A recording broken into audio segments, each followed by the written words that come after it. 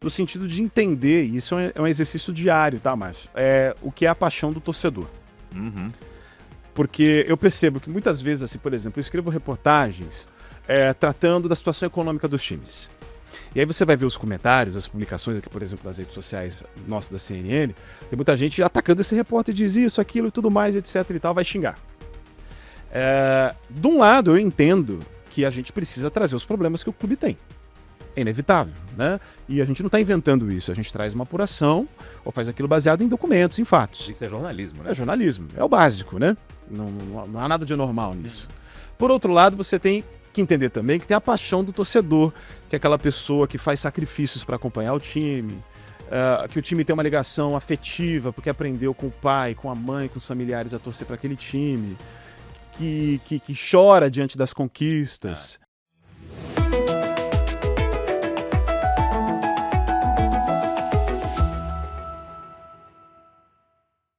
Olá, vamos para mais um Bastidores da Notícia, o videocast da CNN que apresenta a você as pessoas que constroem a CNN Brasil, seja na frente do vídeo, aparecendo na tela, ou por trás, nos bastidores. Gente que colabora em levar a informação que chega até a sua casa, até o seu escritório, onde quer que você nos assista. Estamos a poucos meses da Copa do Mundo de Futebol, então é a oportunidade de falar sobre a cobertura esportiva feita aqui na CNN Brasil.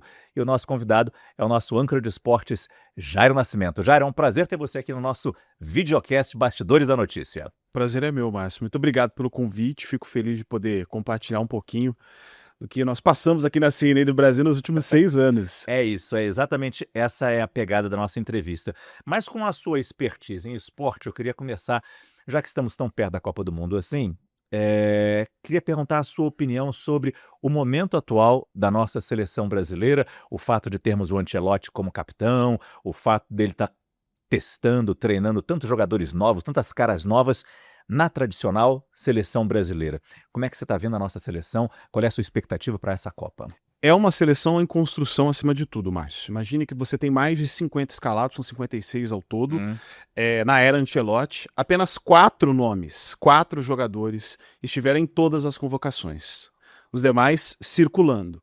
Então você tem uma série de dúvidas na seleção. A primeira dúvida, essa vai ser a maior dúvida até a convocação final em maio. Neymar vai ou não vai para a Copa? Essa é a primeira pergunta, né? O Ancelotti, ele sempre dá dicas do que pensa desde a sua chegada, mas não fala nominalmente, tá? Ele não fala de forma direta ao Neymar, mas ele dá dicas do tipo, se não tiver 100% de condição física, não vai jogar na seleção. Ele sempre fala isso, deixa isso claro. O que a gente tem acompanhado? O Neymar não está em 100% da sua forma física, desde que chegou ao Santos no começo de 2025. Ao longo do ano ele passou por uma série de afastamentos e lesões. Na virada do ano faz uma cirurgia, que é uma cirurgia grave, né, no menisco, tem uma boa recuperação, porém, o que se esperava pelo menos dele era um pouco mais de foco na questão psicológica e também do trabalho dentro de campo em relação ao futebol. O que a gente viu nas atuações do Santos foi uma ligeira ausência. E aí, fora as polêmicas, né, que sempre estão ali no entorno do Neymar. Se ele não apresentar a melhor das formas físicas, acredito eu que o Ancelotti, isso até posso afirmar, é o técnico que tem condições de chegar na CBF e diante de toda a torcida da seleção brasileira e falar: eu não levarei o Neymar para a Copa. Porque vai ter uma reação forte a isso. Muito. O Neymar é uma figura polêmica que divide opiniões, né? Porque tem pessoas que lembram muito do período do auge do Neymar na sua carreira, principalmente jogando no Santos e depois na Europa, e acreditam que isso pode se estender para o momento atual, inclusive para a Copa do Mundo. Outras já criticam, principalmente o Neymar, do PSG para frente, 2014 para frente, que é aquele que foi apelidado de Caicai, que tem corpo mole no campo, esse tipo de coisa, né? Então divide essas opiniões. Então ele vai, se não levar, agradar metade e desagradar a outra metade, né? A gente tá falando de futebol, não de política, mas parece. Exatamente. Então essa é a grande incógnita. Mas ele tem condições de fazer isso. Eu acredito que ele já está preparando o terreno. Mas também acredito que essa é uma decisão que o Ancelotti apesar de não ter chamado o Neymar nessas últimas convocações, é uma decisão que ele tomará somente no final. Por que eu estou dizendo isso? Porque o nome do Neymar aparece no que a gente chama de lista larga. Né? O que é uma lista larga? O técnico vai lá, ele fica olhando os jogadores que têm potencial de passarem pela seleção e faz uma lista gigantesca de mais de 50 nomes. Fatalmente o nome dele vai estar nessa lista. Não tem como. Por quê? Isso é frase do Ancelotti, não é minha, né? O Neymar já é conhecido, tem capacidade técnica, não precisa provar nada para ninguém. Você gostando ou não dele, ele já foi testado várias vezes na seleção. Outros jogadores que não foram testados, né? Então existe essa dúvida. Portanto, o Neymar sempre estará na lista larga. Enquanto tiver condições de jogar, enquanto tiver atividade, estará. Agora, se ele vai ou não, aí é outra história. Porque vai depender da condição física, da lesão, do que apresenta em campo. É interessante ver o Jairo falar, né? A gente sente a paixão que é o futebol para você e a fluidez que você fala sobre isso. E aí eu sei que tem muitos narradores, muitos repórteres que não revelam o seu time de futebol. Por causa da pressão que podem vir a sofrer de quem nos assiste, falando, ele tem o viés para esse lado, tá vendo? Não, ele foi para o outro lado. Você fala o seu time de futebol? É uma questão para você? Olha, por mim eu falaria, mas por conta dessa coisa da cobertura, sim. a gente acaba evitando mesmo, né? Porque eu me lembro que a primeira vez que eu pisei numa redação esportiva, trabalhando numa afiliada da Globo do Estado do Paraná, a orientação era essa, falar, cuidado ao falar que time que você torce, porque senão você não vai fazer cobertura no adversário. Então, era mais essa a preocupação. Mas quando eu cheguei, eu me lembro, né, de estar na época da faculdade, estudando, aí você chega na redação, você sabe que as pessoas torcem para alguém. São seres humanos, apaixonados pelo esporte, pelo futebol. Então, tem que lidar com essas duas coisas. Mas, ultimamente, a gente tem visto, né, muitas das pessoas assumindo o time que torce mesmo. Eu posso fazer uma pequena confissão aqui? Claro. Eu adorava, quando eu comecei a trabalhar com esporte, quando alguém me acusar, vamos assim dizer, de torcer para o time adversário, ou que não era. Quando erravam. Falava assim, acho que agora pelo menos a minha cobertura tá boa. Porque se ele acha que eu tô falando mal do time que eu torço, eu tô tentando ser um pouco mais equilibrado na cobertura. E não é falar mal, na verdade, né? É você fazer uma cobertura mostrando o que tá acontecendo. Mas como você mesmo falou, às vezes as paixões falam mais alto, né? Muito. Que a razão, em futebol, acho que é quase sempre, né? Sempre. E é natural. Eu acho que tem a parte do respeito também, assim, se você não ficar assumindo muitas posições, no sentido de entender, e isso é um exercício diário, tá, Márcio? O que é a paixão do torcedor. Porque eu percebo que muitas vezes, assim, por exemplo, eu escrevo reportagens tratando da situação econômica dos times. E aí você vai ver os comentários, as publicações aqui, por exemplo, nas redes sociais nossas da CNN, tem muita gente atacando esse repórter, diz isso, aquilo e tudo mais, etc e tal, vai xingar. De um lado, eu entendo que a gente precisa trazer os problemas que o clube tem. É inevitável, né? E a gente não está inventando isso, a gente traz uma apuração ou faz aquilo baseado em documentos, em fatos. Isso é jornalismo, né? É jornalismo, é o básico, né? Não há nada de anormal nisso. Por outro lado, você tem que entender também que tem a paixão do torcedor, que é aquela pessoa que faz sacrifícios para acompanhar o time, que o time tem uma ligação afetiva, porque aprendeu com o pai, com a mãe, com os familiares a torcer para aquele time, que chora diante das conquistas. Então entender isso é importante também. Né? Eu acho que serve até de um estímulo para sempre trazer também, da melhor forma possível, o outro lado de qualquer notícia. É o famoso torcedor que ele pode xingar o time dele, os outros não podem, né? É tipo parente, né? Falar tipo mal parente. de irmão. Aliás, você falou do seu começo, eu vou perguntar isso em algum momento, mas eu acho que talvez a gente possa botar isso agora. Você está completando 20 anos de carreira este ano. 20 anos de carreira, Márcio. Passa rápido. Sempre jornalismo esportivo? Não, já passei por tudo que você imaginar. Já fiz mesmo, tipo de cobertura. Eu sou formado em rádio e televisão e jornalismo, né? Fui fazer depois. E aí, no começo da cobertura jornalística, eu fui trabalhar, para você ter uma ideia, com um programa para adolescente. Eu tô rindo. É verdade, apresentei um programa para adolescente em TV aberta. Você é de onde? Eu sou de Curitiba. E foi lá em Curitiba mesmo? Foi lá em Curitiba mesmo, comecei a trabalhar lá. Aí desse programa eu fui trabalhar no esporte. Fui fazer cobertura esportiva. E no meio disso tudo, de volta e meia, eu ainda produzia reportagens porque a gente chama de Praça TV, né? Sim, Filiada jornal da Globo, local. jornal local. Então, no jornal local você faz de tudo, né? Buraco de rua, problema de segurança pública, enfim, posto de saúde, esse tipo de coisa. Então, o que pintava, na verdade, de cobertura eu fazia. E quando eu fazia também o programa para adolescente, é uma cobertura geral, porque eu tinha que lidar com cobertura de tecnologia, de cultura, comportamento, então não tinha um assunto específico. Dali, eu saí para uma outra emissora, onde eu fui trabalhar com notícia policial, que é algo que eu já tinha feito trabalhando em rádio. Então fui virar repórter policial. Cobrir morte, assassinato, chacina. Já tive que deixar o lugar de crime porque estavam mandando bala pra cima da gente. Acontece. Era TV também já? TV também. Sempre trabalhei com televisão. Uhum. Nesse mesmo período, eu fui cobrir a Operação Lava Jato. Gente, em Curitiba. Em Curitiba. Então era um auge, assim, me lembro de cobrir no momento do auge das prisões, quando o presidente Lula foi preso e solto, eu estava na cobertura, nas duas ocasiões. Cansei de cobrir depoimentos. Então, tudo que pintava eu fazia. Por conta da Lava Jato, acabei virando repórter de rede à época de Curitiba. Então, qualquer assunto também que a rede demandasse, eu também fazia. Entendi. Nesse período eu aproveitei também para fazer uma coisa que eu gosto muito, que era uma reportagem de storytelling. E o policial exige isso, né?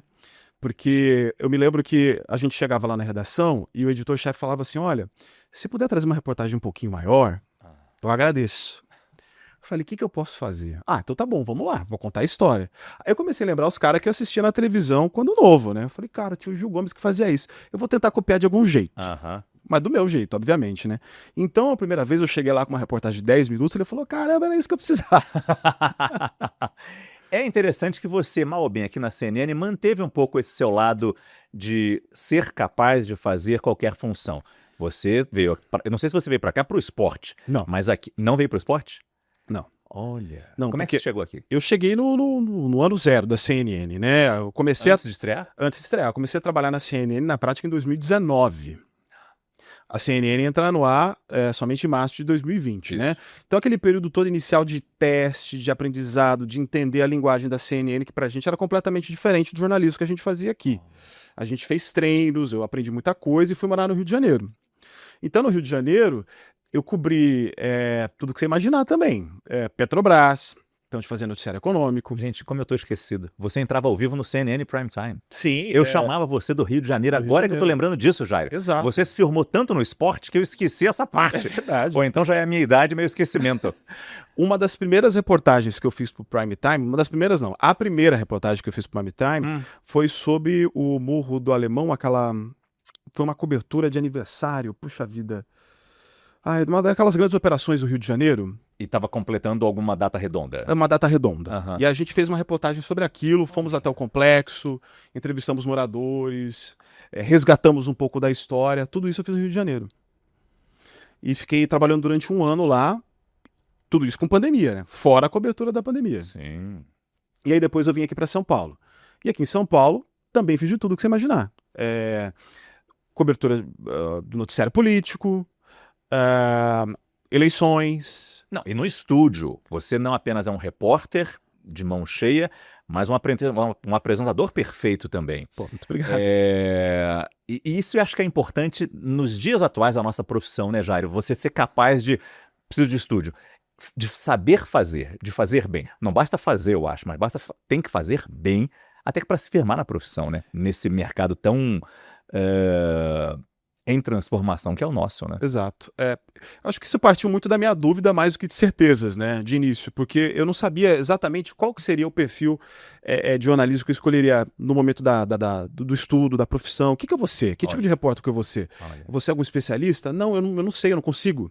Então eu falei, eu acho que eu vou tentar ser meio que generalista, tentar cobrir um pouco de tudo, mas tentar fazer minimamente bem qualquer tipo de cobertura.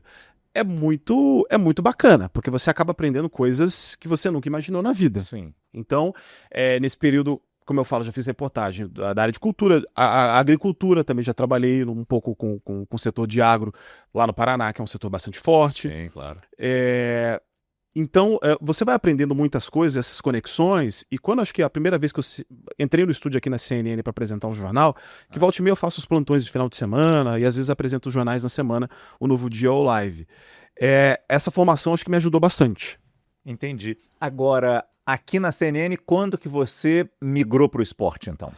O nosso projeto de esporte tá para completar 3 anos já no ar, né? Porque o pessoal que sabia da experiência que eu tinha com apresentação e com reportagem esportiva, que foi que eu adquiri no tempo que eu trabalhei no Paraná, e às vezes eu fazia reportagens aqui para televisão também, né? Então, por exemplo, durante as Olimpíadas de Tóquio, de 2020, que foi 21, eu fiquei destacado do restante da redação, fazendo só a cobertura esportiva. Então eu entrava com boletins na nossa programação. Você ficava de madrugada? Ficava de madrugada ou nos horários malucos, né? Porque tinha que atender a demanda ali, né? E aí fazia essa cobertura do assunto da Olimpíada. Entendi. Então, quando teve um momento aqui de virada dentro da emissora que resolveram estruturar uma editoria de esporte, um setor específico para o esporte, eu fui convidado junto com a Stephanie à época para que a gente fosse os apresentadores do esporte. Que aí foi o período que a gente trabalhou juntos, deu quase um ano, em que eu fazia inicialmente a parte esportiva no prime time. Sim. E aí também o restante da cobertura, eventualmente, para o restante da emissora. E depois eu fui para os jornais da manhã e a Ludmilla fica agora na parte da noite, né? E aí nos jornais da manhã eu faço o Novo Dia e o Live. Muito bacana. E aí veio, eu não sei para você, mas para mim foi um dos pontos altos da minha carreira, que é um pouco maior que a sua, mas ainda assim foi um ponto alto da minha carreira, os Jogos Olímpicos de Paris 2024. Foi para você também isso? O que representou fazer a cobertura daquela Olimpíada para você, Jairo? Para mim foi por vários motivos. Primeiro, foi a primeira vez que eu fui fazer uma Olimpíada fora do país, né? Porque as coberturas que eu tinha previamente eram de Olimpíada do Brasil e de Copa do Brasil, né? Quando você vai para fora, para mim é aquele grande momento assim de brilho no olhar, né? Que você chega lá nas Vênus, né, nos lugares das competições, conversa de perto com os atletas assim naquele momento que para a história deles é o principal também. Entender o tamanho de uma cobertura como a gente fez, né? Nós fomos juntos, né, a Paris, da quantidade de jornalistas do mundo inteiro. Então eu me lembro assim, acho que no primeiro ou no segundo dia, do nada, tá batendo papo com um jornalista alemão, daqui a pouco um americano, aí tinha um peruano que a gente fez amizade, no mesmo hotel tinha jornalistas da Colômbia. Essa troca profissional não tem preço, Márcio. Para mim uma vez eu escutei de um jornalista que cobria a guerra, ele falou assim: a guerra muda o homem. E de fato, ele falou que isso mudou muito em termos de cobertura. Eu acho que essas grandes coberturas esportivas, para nós da área, elas têm o mesmo impacto, que aí você deixa de observar certas coisas da forma como você imagina à distância, né? Eu tinha colegas que iam fazer cobertura de Copa do Mundo. E aí eles iam para grandes estádios maravilhosos, aí falavam, o mais triste é quando você volta e vai fazer o campeonato local. Verdade. Regional, naquele estádio porcaria, sem segurança, com alambrado, quando o torcedor quase pular no campo e brigar com o torcedor. Esse é o mais duro do retorno do repórter esportivo. Mas eu queria saber com você, o que te marcou naquela cobertura? Você tinha uma modalidade esportiva que você queria cobrir com mais atenção, ver mais de perto? O que mais quando você lembra daqueles jogos, o que vem na sua mente? Eu gostava muito dos esportes mais novos, como o skate. Porque era uma forma de entender o que era muito diferente pra gente no esporte, né? Porque foi a primeira vez que, de fato, muitas pessoas puderam ver o skate olímpico de perto. Porque anteriormente aconteceu no Japão, no meio da pandemia, né? Então a gente pôde ver aquilo de perto. E na mesma arena, eu imagino que você lembre, a gente tinha outras modalidades, basquete 3x3, o breaking que estava estreando. Naquele mesmo conjunto ali, no mesmo conjunto, né?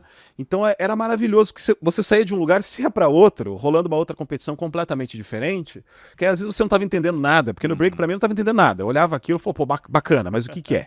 Né? Tinha que aprender ali, ficava perguntando pra molecada que estava ali junto, então isso era muito legal. Você na sua cobertura chegou a criticar? Não, isso não é esporte para a Olimpíada. Respeito, acho super legal assistir, mas isso não é esporte olímpico. Não, eu não critiquei porque eu achei interessante.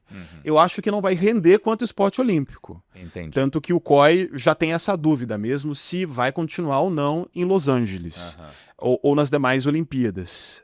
É uma dúvida. Eu acredito que talvez não tenha atendido a expectativa do Comitê Olímpico Internacional quanto à procura de ingresso e também quanto à penetração no público mais jovem, que é a intenção deles. Mas alguma dessas modalidades nem sempre elas devem permanecer no calendário olímpico, né? Elas são um jogo de demonstração ali, atraiu atenção, se der certo, continua. Senão, acho que não vai chegar a ser uma falha do COI se tirar do próximo programa, né? Não, muito pelo contrário, né? Ao longo da história das Olimpíadas, o COI já tirou várias modalidades esportivas, né? Que hoje a gente olha e fala assim, não é possível.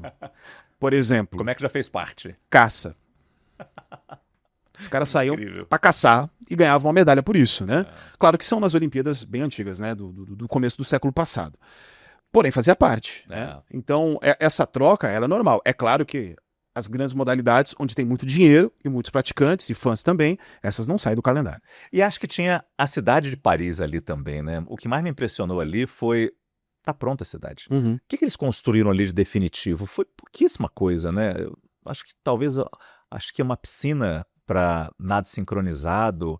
Eu confesso que eu não lembro muito bem, e poderia ter pesquisado para lembrar disso direito, mas a cidade estava pronta. Transporte. Tudo. O metrô estava pronto. Eu posso falar que a principal construção para a Olimpíada foi o metrô. Aquela linha nova, A linha nova, a linha roxa, né? Que você pegava ela, pelo menos eu usava bastante aquela linha durante a cobertura, que ela passava pelos principais pontos. Era feito para isso, né? Para isso. Feita para isso. Exato. Um deles, a Arena BC, onde a gente viu por muitas vezes a Rebeca Andrade conquistar feitos históricos para o Brasil, né? A gente foi muito lá, né? Durante a cobertura. E a própria Arena BC é um exemplo de diversos espaços das Olimpíadas que foram adaptados. Muito bom. Então eu fui, por exemplo, num centro lá, que eu não me recordo o nome, que era onde estava acontecendo a natação. Aí você olha aquilo e fala, nossa, que estrutura maravilhosa, que coisa legal, né? Aí você vai ver, aquilo ali é um centro de eventos. Ou seja, eles derrubam toda a arquibancada, esvaziam a piscina, tira tudo e depois você vai assistir um show lá. Isso é impressionante. Você chegou a cobrir a Olimpíada do Rio também? A Olimpíada do Rio, muito pouco. Aí eu fiz uma cobertura muito mais específica de atletas paranaenses que estavam lá. Então, aí a história era completamente diferente, né? Mas interessante. Interessante, muito legal, mas muita coisa sendo construída ou reaproveitada de algo que já havia sido construído para os Jogos Pan-Americanos, né? Mas a cidade, sim, de fato, preparada também para receber toda a estrutura, que é uma coisa enorme, né? E acho que fez bonito, né? Eu confesso que eu prestava atenção nisso também. Quando entrava num local de competição, eu via a gente sempre entrava pela porta de trás, né? Credenciamento. Geradores enormes, tendas de produção, tendas dos voluntários. Eu pensava, gente, e eu não cobri a Olimpíada do Rio, eu estava fora do Brasil nessa época. Será que o Rio de Janeiro conseguiu fazer isso nessa organização, nesse nível de organização? E aí, perguntando para as pessoas que estiveram no Rio, falavam sim. E foi ótimo, e funcionou muito bem, né? Sim, tanto que até hoje tem coisas que estão de pé e funcionando muito bem. Exemplo do que é a Vila Olímpica, né? Eu tenho vários amigos que moraram lá, inclusive, porque viram espaço ou normalmente para estudantes morarem, ou como se fosse uma vila mesmo, os apartamentos são alugados e tudo mais, né? Por exemplo, a Vila Olímpica em Paris, algo que foi construído. Sim. Ela ficava um pouquinho mais distante, era até meio ruim de chegar. Essa, sim, é uma exceção que também hoje deve ter gente morando lá. Agora, fora isso, as estruturas estavam muito bem adaptadas. Claro que Paris, se não é a cidade que mais recebe turistas do mundo, é uma das. Né? Eu me lembro de ter visto uma vez esse dado. Então a cidade já está pronta. Tem uma rede hoteleira gigantesca, a rede de transporte é muito boa, e a vantagem de Paris é que a cada 5 minutos você se depara com um ambiente histórico ou com lindas paisagens. Né? Isso também ajuda bastante. Para a televisão foi maravilhoso. Maravilhoso. Eu digo para você que eu fiquei assim emocionado a ponto de me arrepiar só de lembrar da arena de vôlei de praia. Aos pés da Torre Eiffel. Você olhava assim o pessoal jogando. Eu vi, inclusive, a Duda e a Ana Patrícia ganhar a medalha lá, estava presente. Aí você olha para a quadra, quando você olha para cima, tá a Torre Eiffel no fundo. Era impressionante. E era um dos lugares mais legais, tá? Arena animada, tinha bastante música, era bacana. Era muito bacana. Esse seu amor pelo esporte, eu confesso que eu tenho que perguntar isso para ele, eu não sei. Veio um pouco do seu pai. Para quem não conhece, o pai do Jairo, e o Jairo, me corrija se eu estiver errado, você é Jairo Nascimento, e seu pai era Jairo do Nascimento?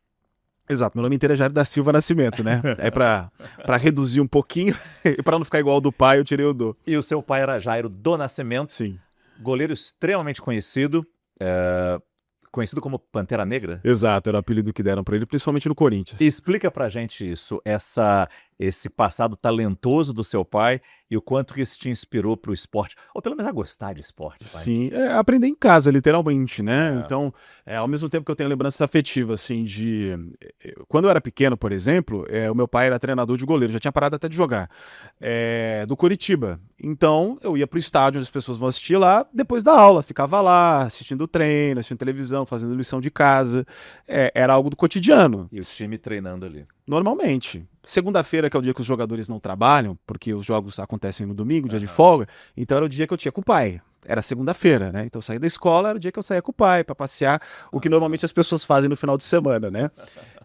Então tem muito dessa lembrança afetiva, de estar junto com meu pai, ele me explicando as coisas, né? A visão que ele tinha de jogo. Ele jogando, você não pegou? Não, porque quando meu pai...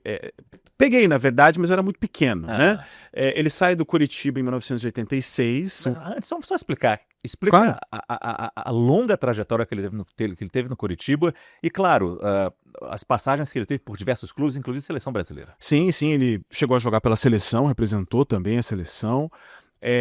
Em outros times também que ele atuou ao longo da carreira, meu pai é de Joinville, de Santa Catarina, né? Então, ele sempre me contava essa história, que ele era o moleque que era o dono da bola, só que ele era muito ruim na área, era ele. Jogava mal na área e falava, não, vai lá pro gol, Jair. Essa é a minha história também. É a sua também? Eu adorava ser goleiro, mas porque eu jogava péssimo na linha. Então, aí falava, alternativa. Vai pro gol. Mas não era o dono da bola, mas não, vai pro gol, vai pro gol, vai pro gol. Era o que sobrava ali, Era né? o que sobrava. Então, mas fazer o quê? É o que tinha, né? E nessa, meu pai um dia foi jogar no Caxias, que é um time local lá de Santa Catarina. O pessoal gostou e ele virou goleiro. E num belo dia tinha um olheiro do Fluminense lá. Então meu pai brincava que um dia ele estava jogando pelo Caxias, o olheiro viu ele atuando como goleiro, no outro ele estava contratado do Fluminense. Que isso na década de 60 era um dos auges do futebol brasileiro. Então ele sempre brincava pra mim que um dia ele estava na casa da mãe dele e uma semana depois ele estava numa festa na casa da Elis Regina. Porque era um ambiente que os jogadores frequentavam ali, tinham contato com a cena cultural da cidade. E aí ele joga no Fluminense, passa por times como o Náutico, e aí vai pro Coritiba. E no Coritiba ele pega uma época, nos anos 70, do Coritiba, muito boa, de competições internacionais, como a Fita Azul, que é um torneio bastante importante que o Coxa disputou na Europa, e de uma sucessão de títulos, principalmente títulos locais ou de grande importância. E aí a qualidade dele no gol, ele até hoje ele detém, por exemplo, o histórico de goleiro menos vazado do Coritiba e um dos menos vazados do Brasil também, e também de tempo sem levar gol. E aí ele vai jogar no Corinthians. E aí ele pega Mas ele chegou a ser campeão brasileiro pelo Coritiba também, não foi? Chegou, porque isso acontece depois, quando ele volta pro Coxa. Ah, ele volta. Tá. Porque, não imagina, os dois, seguramente, títulos mais importantes da carreira do meu pai é o título de 1977 do Corinthians. Ele joga vários jogos, não a final. O título de 77 é importante porque há décadas o Corinthians não ganhava nada. Então é um título estadual, mas é um título histórico pro Corinthians. Se você perguntar para qualquer corintiano, eles são malucos. Tanto que o número 77 é tão importante que raramente ele é dado a jogadores. Né? O Jesse Lingard, que é um jogador britânico que chegou recentemente ao Corinthians, vai jogar com 77 por conta disso. Olha. E aí ele é campeão novamente estadual pelo Corinthians e tudo mais, e aí na década de 80 ele volta para o Coritiba. E em 1985 ele faz parte do elenco que foi campeão brasileiro do Coxa.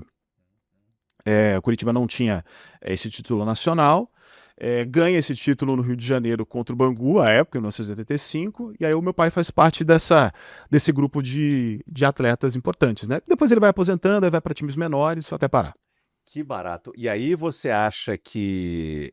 Quer dizer, na verdade é uma pergunta, claro, é uma pergunta sempre, mas você acha que o seu gosto pelo esporte e talvez essa sua queda para vir trabalhar numa cobertura esportiva tenha sido por causa dessa proximidade com seu pai, de vê-lo atuando, de vê-lo tão envolvido nesse mundo? Seguramente, porque eu vi meu pai dando entrevista, né? Então foi a primeira vez que eu vi jornalista trabalhando de fato mesmo, né? Dando entrevista pra rádio, pra televisão, e eu ficava enchendo o saco do meu pai, né? O que esse cara tá fazendo? Por que né? O que é esse microfone? O que é essa câmera e tal? Eu ficava perguntando pros profissionais, né? Isso eu devia ter 6, 7 anos de idade. O meu sonho sempre foi trabalhar com televisão. Essa era a minha brincadeira. Eu nunca joguei bola.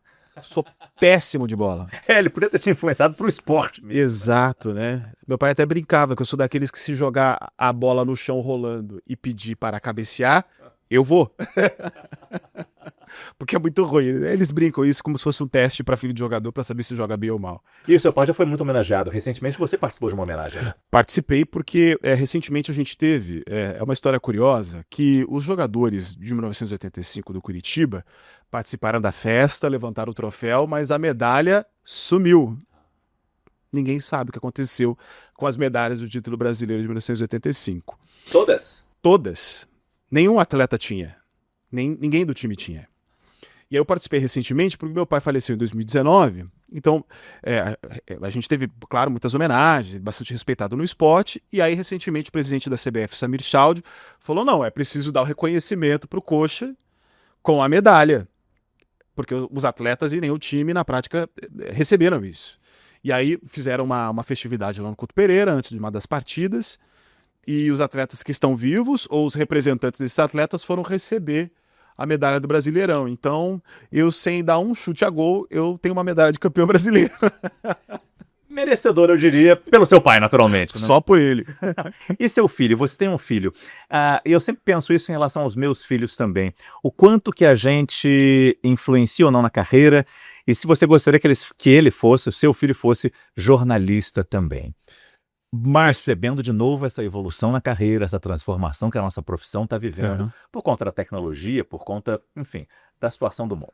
Às vezes eu fico confuso se ele quer de fato ou não. Eu tenho a impressão de que sim, porque acho que mistura a coisa ele me vê na televisão desde pequeno, né? Então de ficar mandando um beijo pro papai na TV. Ao mesmo tempo tem aquela coisa de, que eu acho que principalmente as crianças de hoje em dia, né?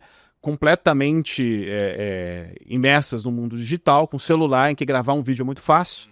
Então eu vejo que ele quer fazer isso. Eu não estimulo muito porque eu acho que ele é muito novo. Né? Ele tá com 8. Então, se ele quiser fazer isso um pouquinho mais velho, um pouco mais ciente do que é o mundo da internet, que essa é a minha preocupação na verdade, aí por mim pode fazer. Então eu tenho a impressão de que ele gosta bastante disso, é bem despojado, é bem cara de pau, adora palco, é possível que faça. Futebol, já acho que ele não tem tanto talento para isso. Puxou bem a você? Puxou bem o pai. Mas ele gosta de assistir. Né? Tanto que uma das principais lembranças que eu tenho com meu filho foi a primeira vez que eu levei ele para assistir um jogo do Corinthians. Então eu me lembro da gente... Ali, para quem não é de São Paulo, né, é mais fácil você ir pro jogo do Corinthians de transporte público do que necessariamente de carro, porque tem muito trânsito. Para chegar lá em Itaquera. Para chegar em Itaquera. Então a gente vai de metrô. Quando a gente desce do metrô e entra num corredor que dá acesso ao caminho pro estádio, quando ele vê aquela multidão da torcida do Corinthians, eu me lembro dos olhos dele brilhando assim. Falei, filho, isso aqui é uma torcida de futebol que é apaixonada pelo clube. Eles são malucos. Por isso que eles dizem que eles são doidos. E aí ele entrou no estádio. Não devia contar isso, mas eu vou contar. Ele entra no estádio, meio caladinho e tal. Eu falei pra ele, olha, aqui tá liberado falar palavrão, tá bom? Ele, sério. Aí ele solta um palavrãozinho bem devagarzinho. 5 minutos depois eu olho, ele tá com a camisa girando, tirou a camisa, falando palavrão doidado, se libertou. Então, assim, pra relação pai e filho também é uma coisa que é engraçada, porque faz parte do futebol, claro. Faz parte do esporte. Claro. Jair, eu acho que a gente está quase terminando a nossa entrevista já. Uma última pergunta que eu faria para você sobre o futuro da nossa profissão. A gente está falei tanto aqui de transformação, de evolução, mas para o esporte, a gente está vendo que antigamente era rádio, depois a TV ganhou um peso enorme. Agora a gente está percebendo que as pessoas começam a assistir aos jogos e, desculpa, minha lanterna ficou ligada esse tempo todo.